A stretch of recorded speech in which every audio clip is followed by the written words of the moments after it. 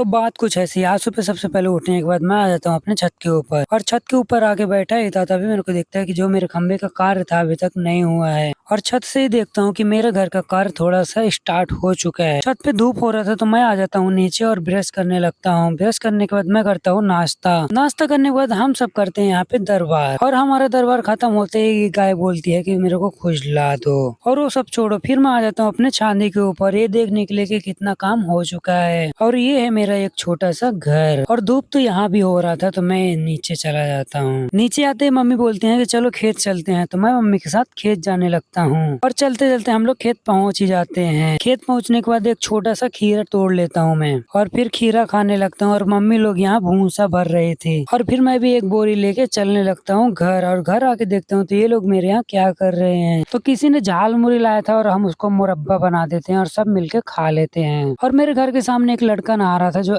आधे घंटे से नहा रहा था और नहा ही नहीं पा रहा था, तो मैं उसकी जाके मदद कर देता हूँ। और आज का बादल तो देखो एकदम काले काले, जैसे कि बरसात ही होने वाली हो। और बादल को मद्देनजर रखते हुए फिर मैं खाता हूँ खाना। खाना खाने के बाद मैं सो गया था, और फिर शाम को उठता हूँ और नहा धो के मैं चला जाता हूँ भागवत सुनने के लिए। और भागवत सुनने के बाद उसकी आरती होती है और फिर मैं खाना खा के आ जाता हूँ अपने घर। तो चलो आज के लिए बस इतना ही, मिलते हैं नेक्स्ट ब्लॉग में। Bye bye.